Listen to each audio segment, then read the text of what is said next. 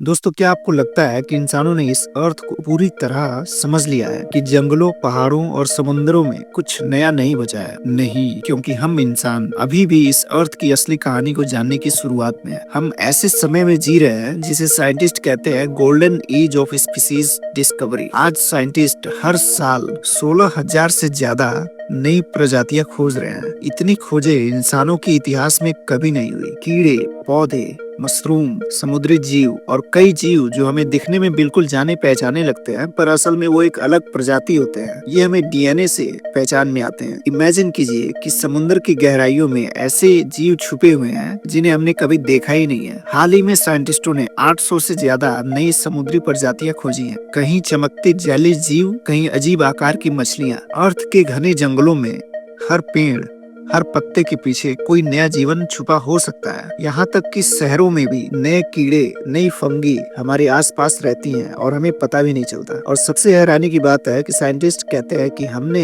अर्थ के सिर्फ 14 से 20% जीवों को ही खोजा है। बाकी सब अभी भी हमारी नजरों से दूर है। सोचिए, हमारी दुनिया असल में कितना ज्यादा जिंदा है और कितना रहस्यमयी है। लेकिन एक सच और भी है कि कई प्रजातियां जिन्हें हम अभी तक जानते भी नहीं है, वो खत्म हो रही हैं। जंगल कट रहे हैं, ओशियन पॉल्यूट हो रहा है, क्लाइमेट चेंज हो रही है और कई जीव अपनी कहानी दुनिया से कहने से पहले हमेशा के लिए खत्म हो रहे हैं। यही वजह है कि साइंटिस्ट दिन रात खोज में लगे हैं, क्योंकि जिसे हम पहचानते नहीं उसे हम बचा भी नहीं सकते। नई प्रजातियों की खोज सिर्फ नेचर को समझने के लिए नहीं है, बल्कि हमारी खुद की रक्षा के लिए भी है। ये दुनिया आज भी खोजों से भरी हुई है, सरप्राइज से भरी हुई है। ये अर्थ अब भी काफी सारे रहस्यों से भरी हुई है और शायद सबसे बड़ा रहस्य यही है कि हम अभी शुरुआत में हैं।